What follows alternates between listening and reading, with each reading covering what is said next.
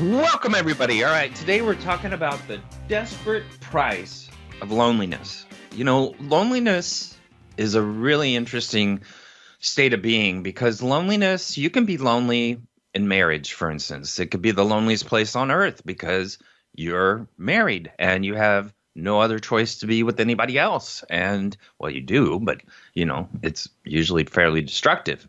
But, when you're stuck in a choice that you're unhappy with, you're going to find yourself deeply desperate and deeply lonely, making lots of emotional decisions.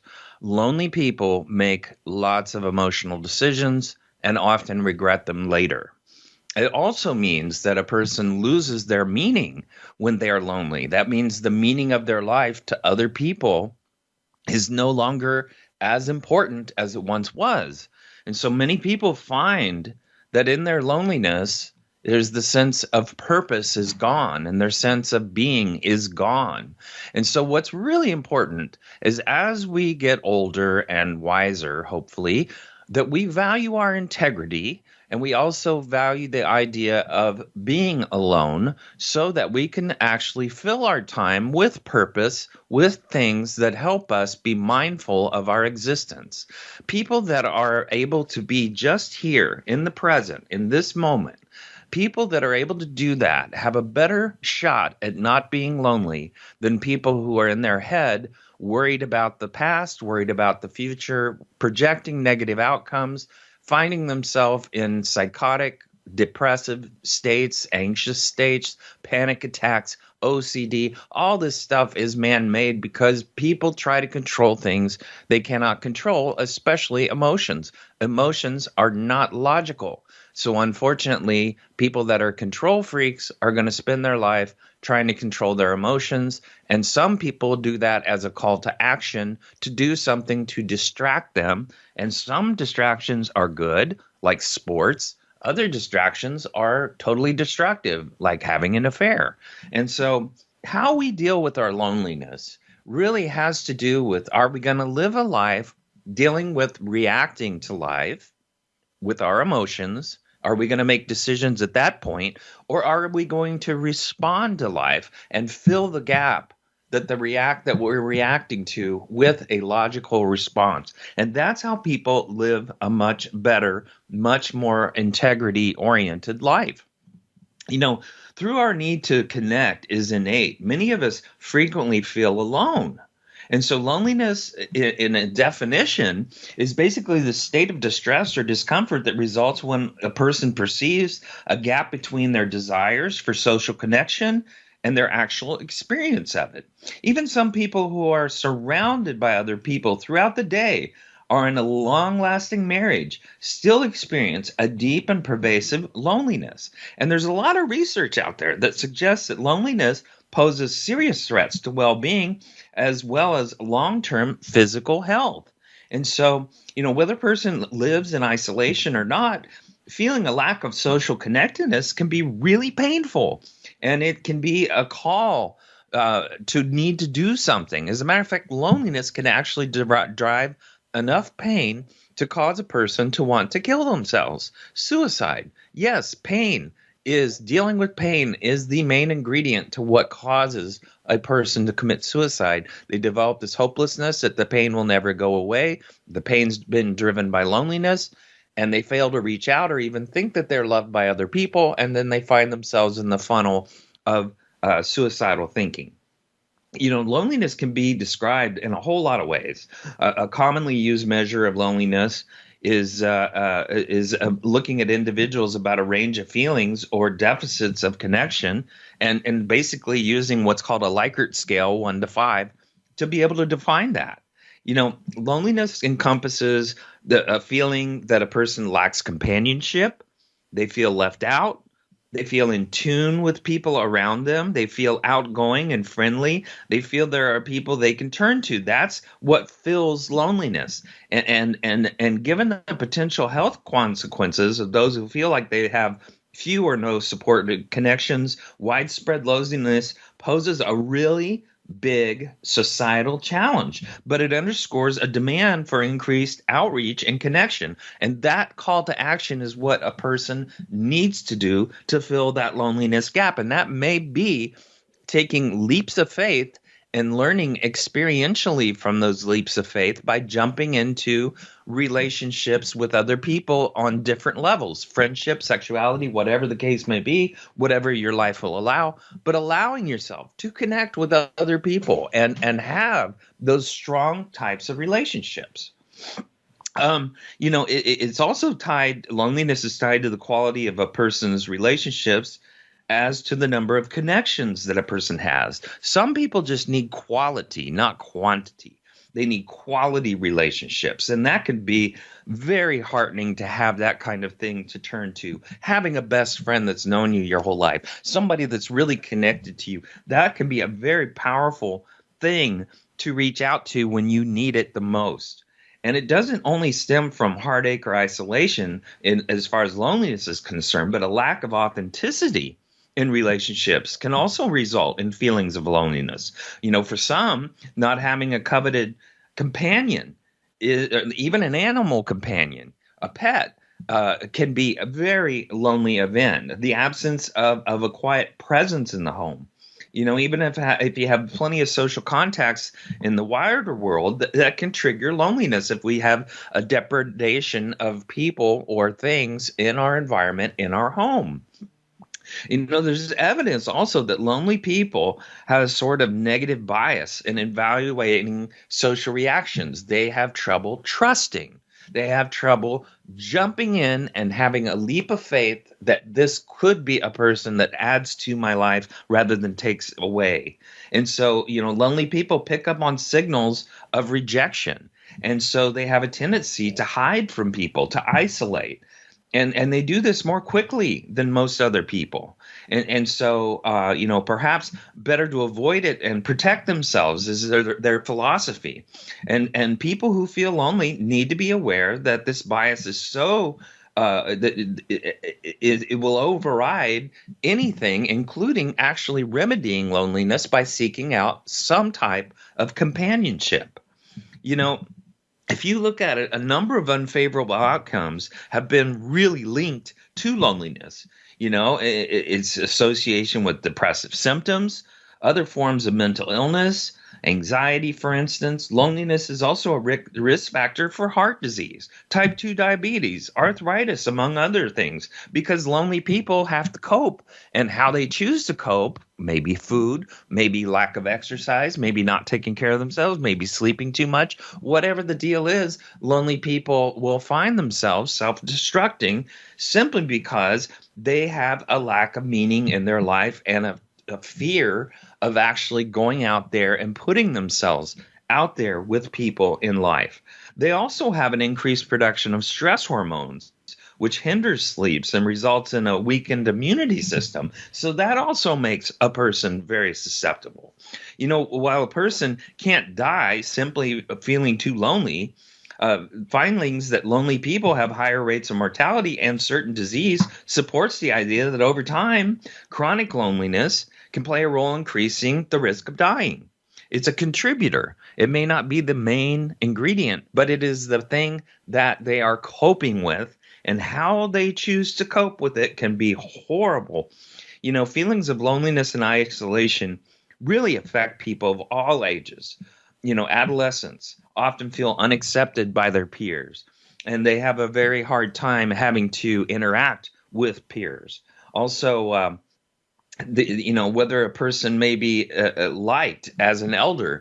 If a person doesn't manage their integrity very well and they grow old and ugly, they're going to have a hard time connecting with other people because they are not being sought for who they are and the wisdom that they've carried into life and the good deeds that they've done. If they've done a lot of betrayal, a lot of divorce, a lot of lack of legitimate relationships, a lack of any kind of depth in their ability to connect with people, they're going to find themselves alone. They're going to find themselves in nursing homes and hospitals without anybody there to really take care of them or care about them.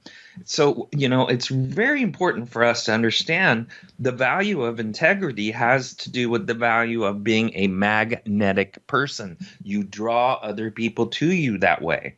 The people that betray other people and are selfish are going to have a really hard life from a sense of loneliness. They're always going to be searching for something that they never can find. Those who are emotionally lonely will find it difficult to improve things without really tackling the root of the problem.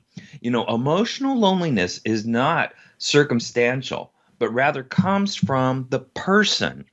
You got to really tackle the root cause of these feelings, working with a therapist, possibly by a technique such as a behavioral cognitive therapy or attending group therapy.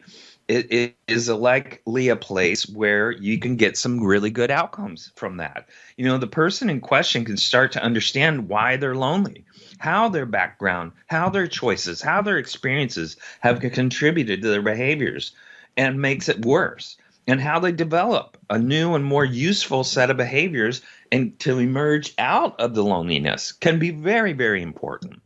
Let's think about situational loneliness. A whole lot of millennials choose to work abroad for a few years in their 20s and 30s, and the rise of solo travel means a great number of us are planning to jet off on solo adventures once the pandemic is over, which hopefully it is at this point. But while these plans are undoubtedly exciting, it can also be a period of adjustment as we try to make new friends while simultaneously getting to grips with the new culture or new way of life, potentially leading to situational loneliness, where we may be in a culture where we are very different than everybody else. Our values are very different than everybody else. And if we try to blend in, it may not work, or it may work depending on if you're in what's called a closed culture. A closed culture is one that doesn't accept people outside of the group that it's in. And an open culture is one that is open to having new people. And so some cultures are more of that than others, but, that's the way life is. But also, we have to understand that living life is experiential. And that means that we are meant to go through life, be resilient by responding to the events that life gives us. We are not in control. We jump in, and if we try to control outcomes, we find ourselves really hindering the flow of life. We jump in with leaps of faith and create and gather and experience and enjoy the process of learning through the decisions that we make in this life. People that are pragmatic, that are anxiety driven, and especially depressives and even OCDs have a real fear of actually jumping into life and experiencing it, But situational loneliness can result from being in circumstances that make developing friendships hard. Examples is like living abroad, perhaps a place where we don't speak the language. Stay-at-home mothers or fathers with young children can find themselves deeply, deeply lonely. Also, people that also don't exert a physical or intellectual ability, they have a difficult time getting out and enjoying life. So what we have to do is approach, in a proactive way. We have to push ourselves to make new friends and to crucially maintain those friendships by being inquisitive. And a lot of people are so selfish, they will not even ask a question of other people. We are in the great day and age of narcissism, and narcissism is just being completely selfish, completely only into what we want to happen. And so narcissistic people by nature seek people that are codependent. And so codependent people will sell their soul to be accepted by someone, especially a narcissist. So that's what they attract. But unfortunately, we have to understand that relationship in the end is just an exertion of loneliness over and over perpetually. So what I'm trying to get to is we have to be inquisitive about life. We need to be inquisitive about people. We need to be curious. And if we lack that, we're going to have a really hard time breaking through loneliness. So the internet can help us, while socializing online is not the same as meeting up with friends or a coffee or a drink. But establishing a rapport network online can help maintain a sense of feeling liked and wanted, and keep social skills actually alive. There's also social loneliness, and it's typically experienced by those who have problems with social situations because of shyness, introversion, social awkwardness, a sense of low self-esteem that makes that person doubt their capacity to be competent and entertaining in social circumstances. And that's very sad that they judge themselves so harshly. Different approaches can help.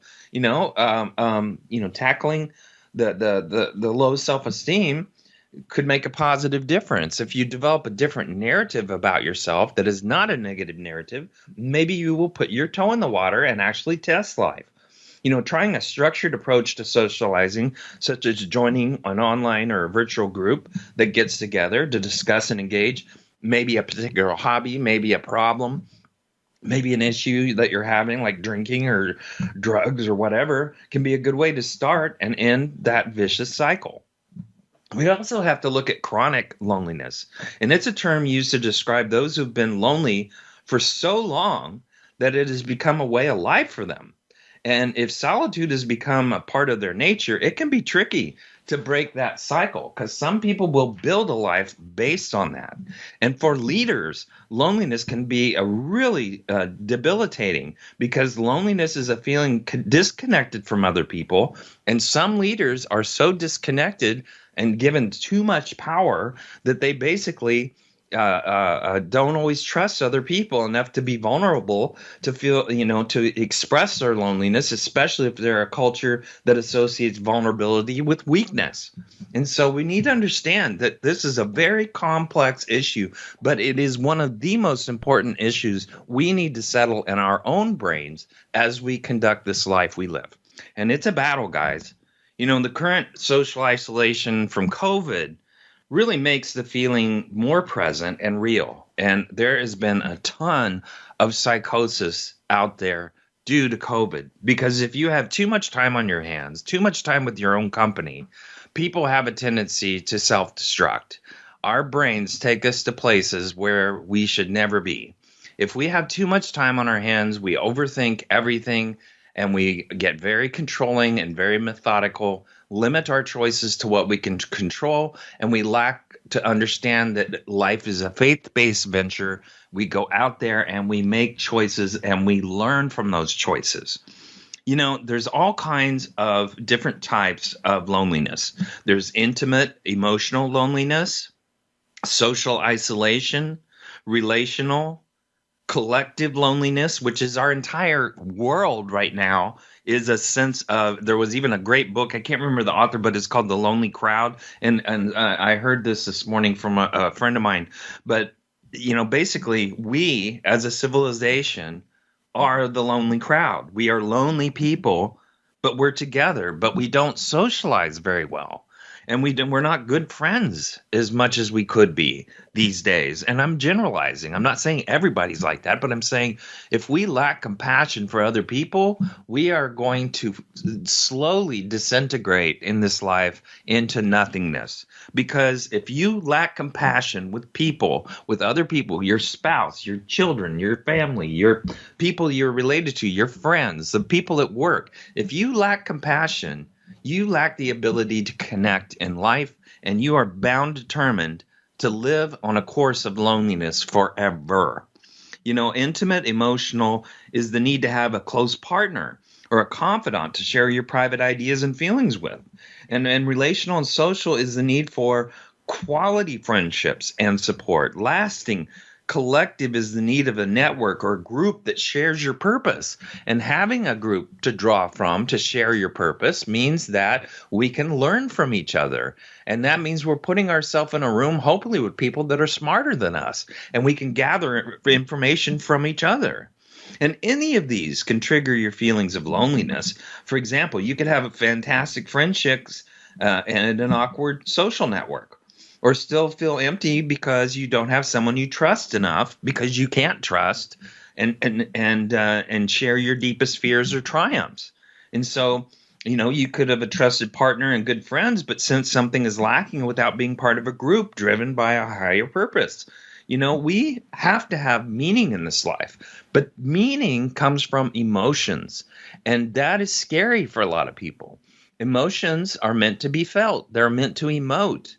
They're meant to give meaning to things that we think about and care about. And people that lack emotional capacity, that call themselves an quote unquote analytical, are going to find themselves doing a lot of very productive things, but not doing them in a way that they're going to affect other people's lives.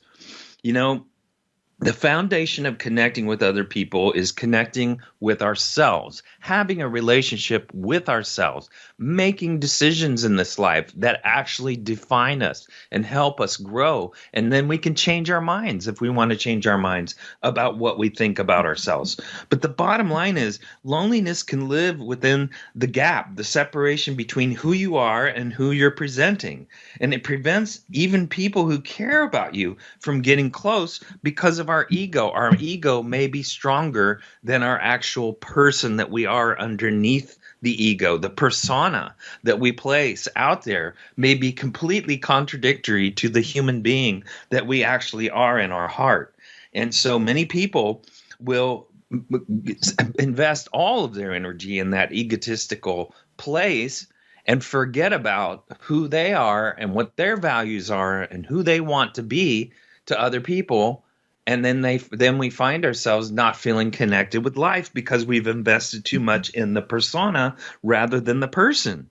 We want to become grounded in ways that remind you of who you really are. The best jokes, the best humor you'll ever have in this life is jokes about yourself. If you can joke about yourself and be humble enough to admit your failures, admit the things you've done that are stupid, and face those things, that is courageous. And that's a beautiful thing because that allows other people to join you in your humor. Seeing your own worth, grounding yourself will help you build those intimate, social, and collective relationships as opportunities arise. And we continue to do that through the course of our lives. We don't just have our best friend from childhood and that's all we ever have. We want to build relationships that add to us, that actually give us more people to connect with in this life, more people to grow from. Loneliness may seem natural as we social distance. Sometimes those that we're forced solitude makes us realize we've been repressing ourselves all along. A lot of people have made huge changes in their life based on the fact that they have been repressed by COVID. And a major challenge was happiness is loneliness. But the deal is people often say, I just want to be happy. But here's the problem. You have to have joy in your life. You have to have joy in your heart to be able to have happiness. You will not get happiness in your life without joy resting in your soul. And that means you are gratified with your life and the way it's reaching out and having meaning to other people's lives. To be happy, we need to have intimate bonds, and we need to be able to confide. We need to feel like we belong. We need to be able to get and give support.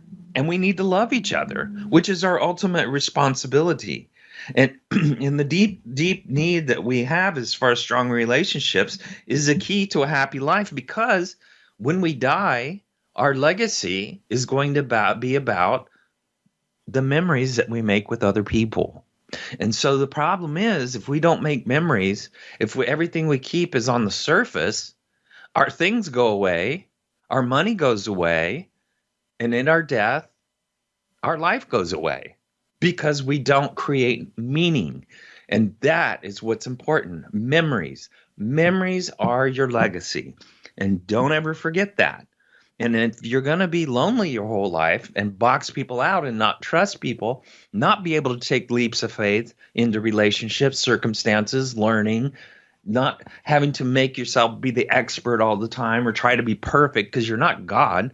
The deal is you get to go with life. Just go and then figure it out. And a lot of people have to have all the plans ahead to go, but no, sometimes you just leap and then learn. Leap and learn. That's the best possible way to go through life. You may make some stupid decisions. Who cares? Nobody's a failure. Nobody cares about failure. What's more important is how you choose to respond to failure.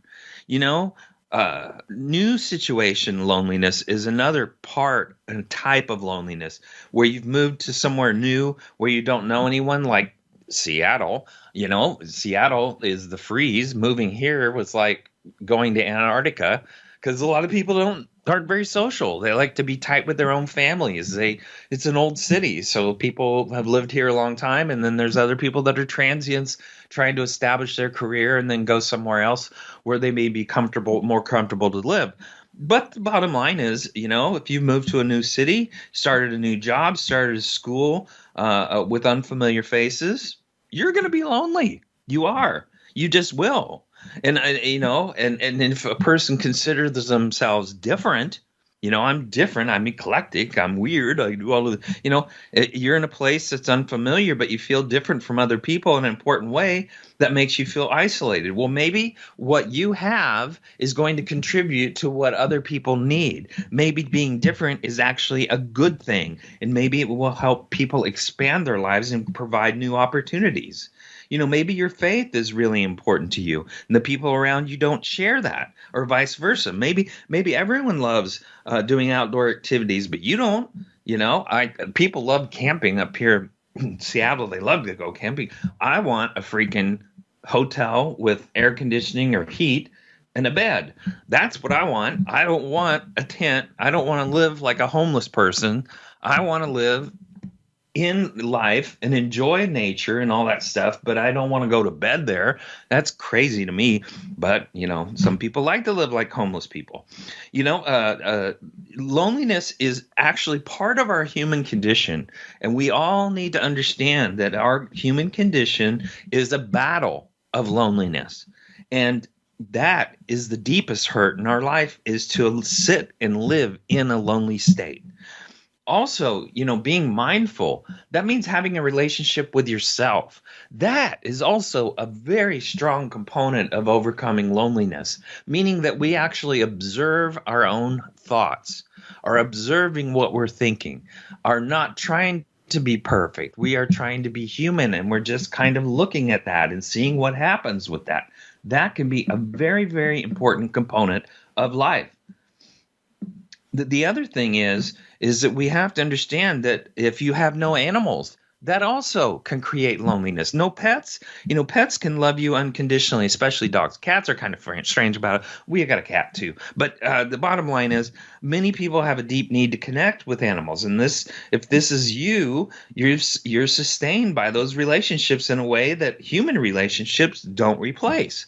If you love your dog, that's great. But many feel that something important is missing if they don't have a dog or a cat or even a horse in their lives, and that can be really a good thing to have. Also, if you have no partner in life, even if you have lots of family and friends, if you feel lonely because you don't have an intimate attachment of a romantic partner, maybe you have a partner, but you don't feel a deep connection to that person. They're just your person. They're not your love of your life. You're not in love. You love them, but you're not in love. And there's a huge difference between those two. If you want a roommate, just love the person. If you want to be in love, you're actually engaged in something that is meaningful in this life. Some people have no time for me loneliness. They feel that they need time that they're always surrounded by people who seem friendly enough, but they don't want to make the jump from friendly to friends. And maybe they're too busy with their own lives, or they have lots of friends already. So what you'd like to have that deeper connection, but they don't seem interested in. Or maybe your existing friends have entered a new phase that means they no longer have time for you. Like when people are young and then they see their friends getting married and they're still single, so they're like the fifth wheel and they don't feel like they belong. And so there's a transition sometimes where people have been very socially engaged and then all of a sudden their friends start getting married and now their tree of friends is just paring down and paring down and paring down. But people that have been PTSD'd or, had all kinds of things like panic attacks or tragic things happen to them often find themselves challenged by untrustworthiness. And sometimes you get a situation where you begin to doubt whether your friends are truly well-intentioned, kind, or helpful. And you're friends with people but don't quite trust them. So an important element of friendship is the ability to confide and trust and take a leap of faith. The bridge to trust is faith. That's the bridge. If you walk on that, you're going to have a better life. Some people have a very quiet presence and they're lonely. Sometimes you may feel lonely because you miss having someone else's quiet presence with you. It's really important to understand that actually being able to be quiet with someone is a thing of honor. It's a prescription. It's a good thing to be able to be silent. But some people feel like if they don't know people enough to be silent, that is too much. And so people will feel like they always have to socially engage by, engaging with people verbally rather than maybe just through silence. Having someone to hang out with at home, living with a roommate, a family member, a sweetheart, just someone who's fixing a cup of coffee in the next room or reading on the sofa. Just having that can actually help a person combat loneliness. It's important to realize why we feel lonely, because only then can we see how we might address it. If you're no time for me lonely, for instance, maybe a solution will be to work with people on a project, whether you be doing an endeavor together or something that you've all made for, but living a consultative life, meaning seeking other people's wisdom, will find you not being as lonely as just existing by yourself. And also loneliness is a function of the need for companionship and belonging. And if it's left unaddressed, it can be detrimental to a person's self-worth. Loneliness can leave us questioning our value to others and where in life we belong. And while most of us spend our time connected to a device, that may not be healthy for our hearts or our eyes. So if we spend more time digitally networking than is good for our emotional well-being, the highest users of social media, and this has been studied, reported the highest levels of perceived isolation. So living behind the computer is not going to help you. Loneliness will not be cured by isolating behaviors. If you're going to connect on the screen instead of the world around us, you're going to find that you're missing something in life. You're missing relationships. You're missing on meaning. Individuals who experience loneliness when they feel that their support network isn't providing the support that they need in a given time can find themselves feeling what's called existentially lonely. From an existential perspective, existential loneliness can be actually good for us because it makes us introvertedly study ourselves and what we're doing with our life. There's a thing called existential angst, and that's when people are anxious because they're at a crossroads where they need to make some big decisions in their life, but they don't know where to go, and they don't have the capacity to feel what they want to feel. And so some people have existential angst, and what that calls for is the need to do self-exploration. And it's also something which we're adverse and we want to avoid as much as we can. But it is healthy for us to look at ourselves. What is really important is for us to get to know what it's like to be just in this moment. Just here. Nowhere else. Only here.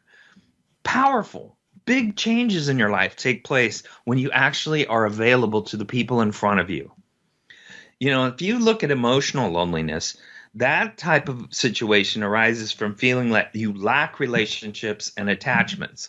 And as long as you carry that narrative about yourself, I'm a victim, I lack attachments, people don't like me, whatever you want to keep telling yourself, you are going to create what's called a self-fulfilling prophecy, a chronic factor of loneliness that influences the intensity and damage that loneliness can do. People that make emotional decisions, especially in a lonely pocket of life, are going to make desperate decisions, and desperate decisions can wreck your life, and they can create a lot of damage of damage that you create for yourself.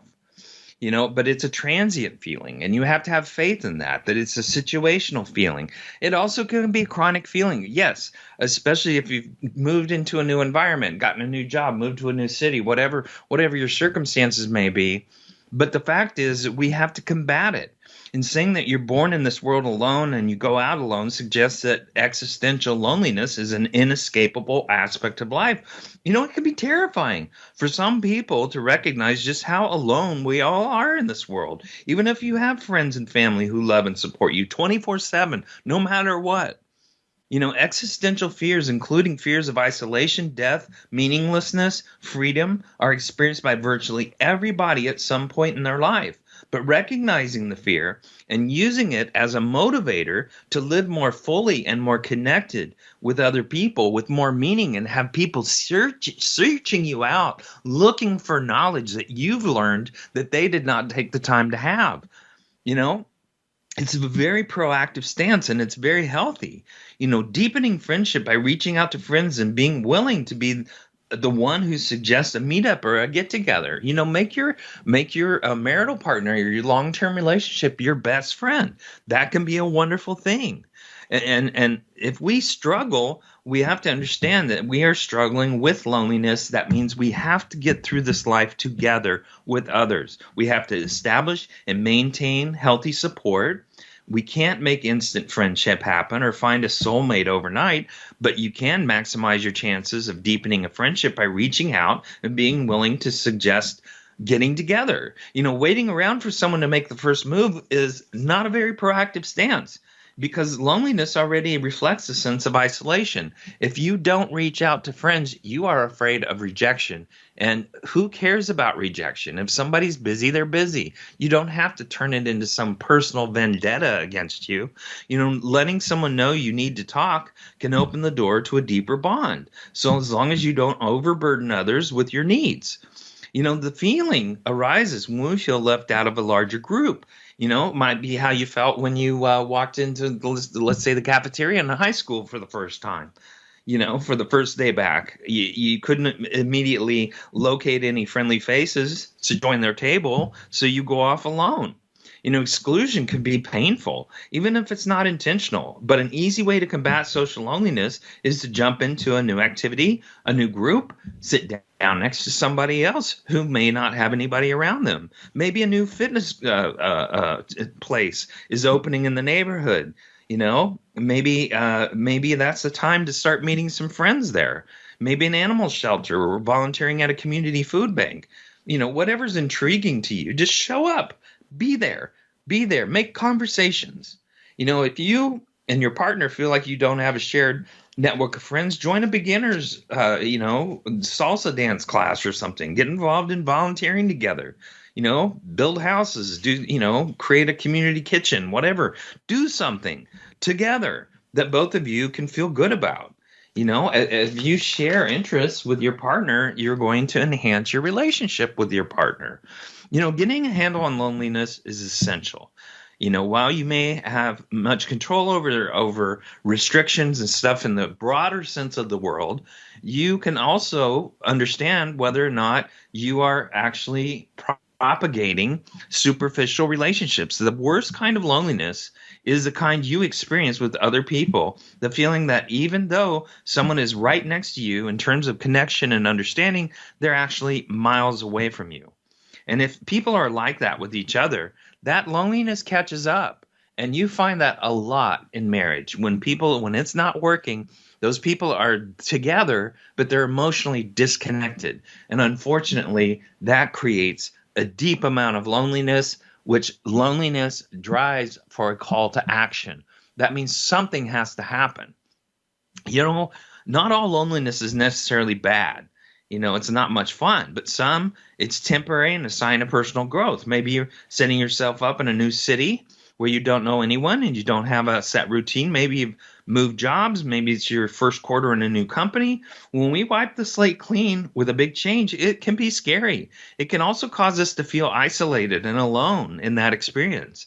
But if you look, are you thinking outside the box? Are you still wanting to touch other people's lives? Well, then do it. Step into friendships with people.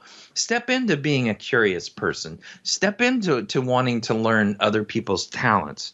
Ask questions. Learn something new from somebody else. Everyone in this world has something new to teach you if you allow it.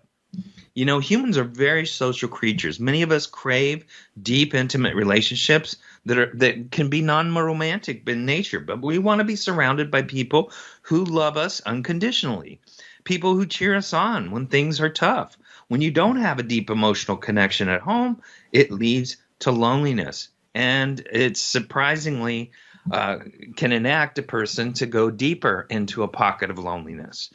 So growth and separation is another factor. Another flavor of good loneliness is jumping into a new hobby where you may not know people, or jumping into something where other people may be good at it and you're just starting. If you're going to try to be perfect at whatever you're trying, that's not a good goal. It's learning and joining other people and learning from their experiences is also going to help you enjoy a hobby. If you're lacking romance, which a lot of people have these days, it really turns into loneliness. Not just with your health, not just with your person, but your experience of not having anybody in your life who craves to be with you physically. That can be a deep experience of loneliness. It's just, we have to look at life and we have to understand what loneliness does to us. It decreases our energy, makes us feel foggy or unable to focus. It gives us insomnia, interrupted sleep, or other sleep issues. It can increase or decrease our appetite. It also creates self-doubt, hopelessness, and worthlessness. It also has a tendency for us to get sick or be more of a hypochondriac.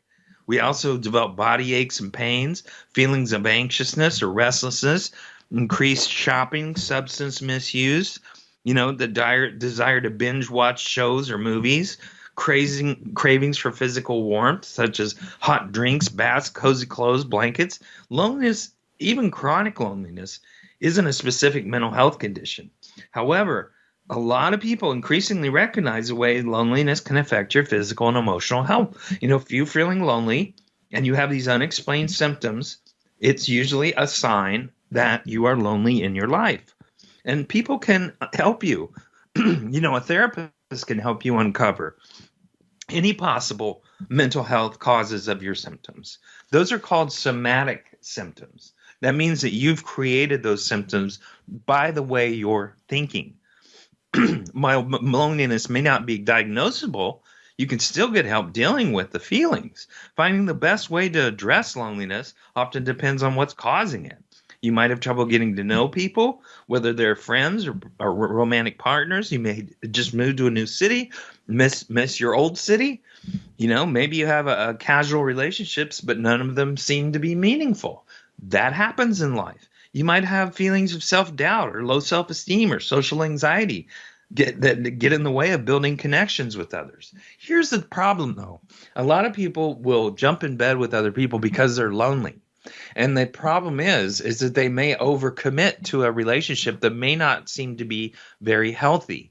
And they realize that it's not healthy, but they keep staying in it, maybe because they're needing that physical intimacy, especially people that have where their love language is physical intimacy. That can be the vulnerability. People that get compliments, that need validation as the love language, they're also very susceptible to other people affecting the flow of their life because they have that need to hear compliments about themselves, and that makes them feel better about themselves. And so they crave that, and they may end up in relationships and doing things with people they shouldn't be doing, but they do it because they're lonely. And, that's why meeting people with their love languages in relationships, if you're going to abandon a person's needs, which are love languages, giving gifts, spending time together, craving intimacy, craving validation, whatever it may be, if you're going to deny your partner those needs, those are emotional needs. And you got to understand, if you're not going to hit that out of the ballpark, If you're going to say, well, I'm not good at that, blah, blah, blah, you're copping out and you're growing away from your partner because you're being self-serving. And you need to understand that people have emotional needs. We need to meet those emotional needs if we're going to have a sustaining relationship with that person in our life. If you feel lonely without really knowing why, therapy can help. It narrows down the possible causes. And there's also lifestyle changes could help you feel less lonely. Maybe joining a biking group or something like that might be fun. Stay in touch with loved ones. If you've just moved, try to talk to friends and family. Set up time where you can actually still connect with other people. Volunteer in community events. Try a new hobby. Go golfing, dancing, woodworking, art, guitar, library, local community college, whatever. Take on some things in life that may actually attract you to other people. Go work at a coffee shop, even if you have a corporate job. Go work somewhere where you're going to meet other people. Get out of the house. Technology can have a lot of benefits. So you might enjoy the convenience of having meals delivered to your door, movies through Wi-Fi, but technology can also make it easy to miss out on life whatsoever. Also adopting a pet may be something good for you. Become a big brother or a big sister in a kid's life that has lost their parents and needs that connection. There's all kinds of great things people can do with their time if they just get out of their head. You want to choose fulfilling activities. It's great to sit on a sofa and watch your favorite show, feel comfortable, maybe especially if it's funny stuff or it has a potential impact on our mood. That's great. But also we want to build on that. If it's put us in a better mood, then maybe we can move on to another activity where we don't feel as lonely as we did before. Also, exercise is known to have a real positive impact on mental health, creates dopamine and serotonin. If you want to do 20 minutes of cardio every day, that's 60% of a mild antidepressant. As loneliness lingers, we really need to understand that, negativity affects our daily life. It affects our mood. It allows us to steep ourselves into mental illness. It allows us to go into fear, and fear is the opposite of faith, and life is a faith-based venture, not a fear-based venture. So we've really got to understand that we have everything to do with being in charge of our choices. And what you choose to do, if you want to go get into the sunlight and let some serotonin come into your brain, that can be a really good thing. It improves your mood. Depression, anxiety, and stress can be relieved by going out and doing something different, getting a little bit of cardio. The bottom line, it isn't a bad thing to be alone, but you want or enjoy being alone. A lot of people enjoy being alone.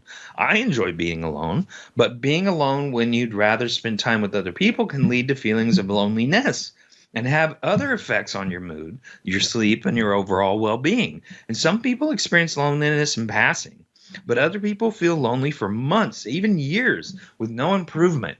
Think about Eeyore in Winnie the Pooh. There's a lot of people that are what are called dysthymic depressives because they're flatline. There's a recommendation for treatment of loneliness is take action and have courage and take leaps of faith. If you feel misunderstood, left out, unheard, unwanted, unseen, unloved, empty, you're going to be that way because that's what you've decided you're going to be. Change your mind, change your brain, and you will change your life. Okay, that's our show. I want to thank everybody for listening. Get out there and connect with yourself in a deeper way. Understand that there's a thing called solitude and there's a thing called loneliness. So I love hearing from you. Thanks for listening, everybody.